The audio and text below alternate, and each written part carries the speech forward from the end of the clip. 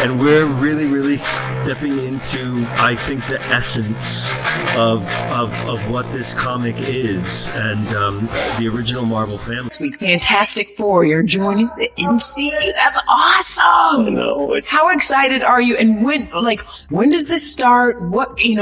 When are you getting to work? I can tell you how excited I am, which is beyond. Yeah. There isn't anything more exciting than being in a cast like that. Vanessa Kirby, yes. Evan Moss-Backrack, Joe Quinn, and our director, Matt Shackman.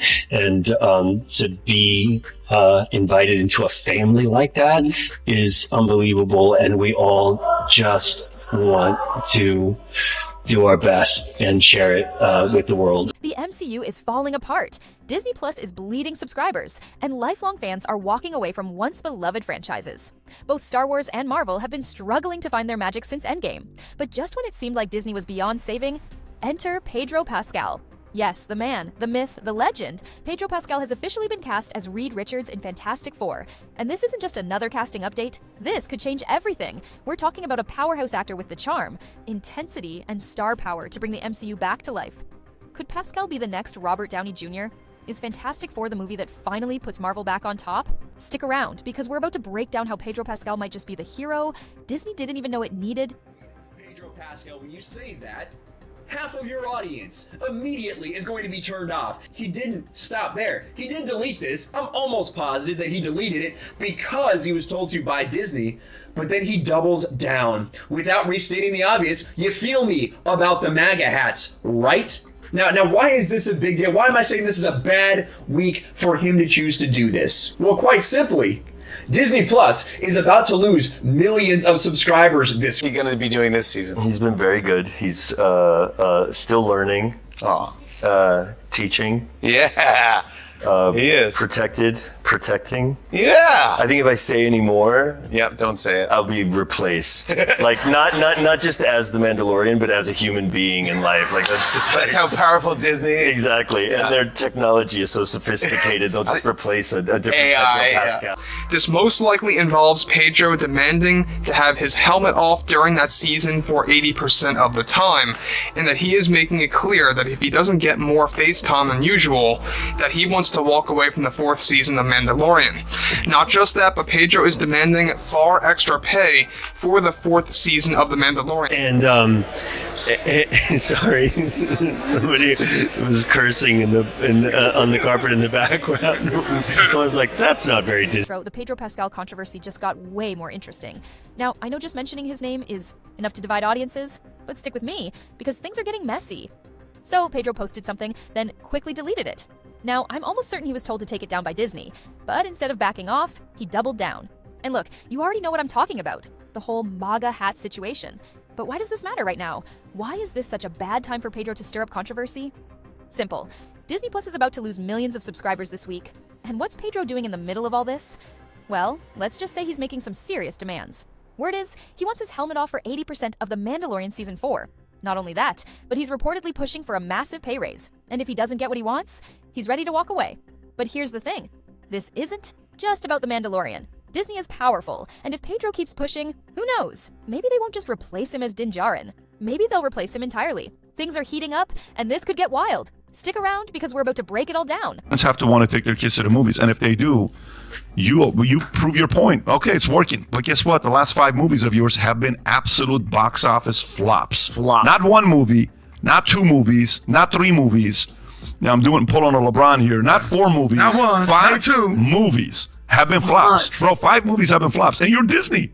It's not supposed to happen. Disney's non-binary movie flops. Disney's movie Elemental, which features a non-binary character, flopped in its opening week. You've probably heard about the latest Disney flop over Thanksgiving weekend, but I haven't personally had a chance to gloat over it, so let's talk about that. Disney's new animated film, Wish, failed to perform well at the box office over Thanksgiving holiday weekend.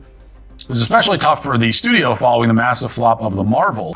Because Marvel thought that movie was going to be like really, really well reviewed. And so they lifted the embargo really early, and they also put it in some fancy movie festivals. And they sent us on a big like global tour promoting the movie right as the embargo was lifted. The Marvels director, Nia DaCosta, has come out and she said that after this movie, she's likely done working with Marvel. Pedro Pascal, best known for playing Din Djarin in The Mandalorian, has had a complicated history with Disney. Now, he's stepping into the iconic role of Reed Richards in Fantastic Four, and fans are asking, could he be the one to pull Disney away from its controversial, so-called woke direction?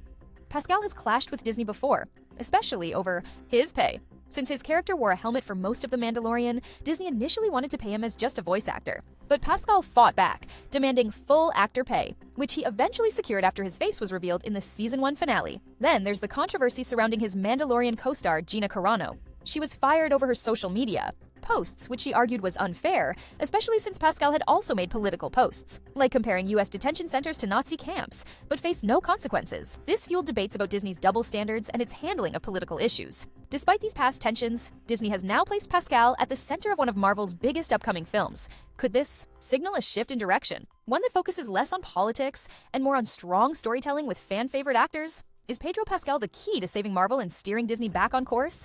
It's starting to look that way. Tell me about how you got to the title for First Steps.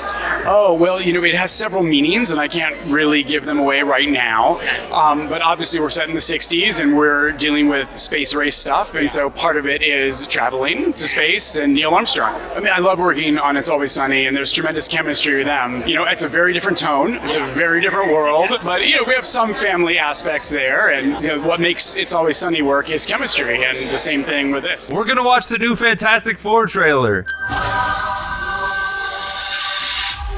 Welcome to the back. A woman! Ew. Oh, that's Pedro Pascal. Dude, that was kind of creepy. How's that sauce coming? Yeah, I'll be the judge of that. Why does he look like that? Like cereal. Why does he look like cereal? Welcome to the Baxter Building. Ooh, Baxter Building? It's like the Jetsons! We make a point to do family dinner every week. Sunday at 7 on the dot, no matter what. How lovely. All here. The aspect ratio! And it's got this whole, retro future look to it. Herbie, how's that sauce coming? Herbie! Oh! Yo! Wow. We're taking it back. That's the thing! The thing looks good. That's really good. This looks weird. Okay. The sound effects is tight, bro. I like that. Yes, chef. Is this guy good or what? Yes, chef. I want to add a couple cloves of garlic. Not because it's not delicious, I just want to add a little bit of zip. Okay? Oh, July. -5. Before we went up the first time. This is weird. Disney has faced mounting criticism for prioritizing political messaging over engaging plots and relatable characters. Fans have voiced frustrations, pointing out how beloved franchises like Star Wars and Marvel have lost their magic, turning into platforms for forced agendas rather than epic tales. Now, with Pascal stepping into the MCU, there's a chance to reverse this trend and return to what made these stories great. Pascal has a proven history of leading successful projects that resonate with fans across all demographics, without relying on controversial or forced narratives. His role in The Mandalorian is a prime example. Despite playing a character mostly behind a helmet, Pascal brought Din Djarin to life through subtle expressions, body language, and vocal inflections. The show thrived not on shock value or divisive storytelling, but on universal themes like loyalty, redemption, and the evolving bond between Din and Grogu. It didn't rely on identity politics or virtue signaling. It delivered a heartfelt, action-packed story that reminded fans why they loved Star Wars in the first place.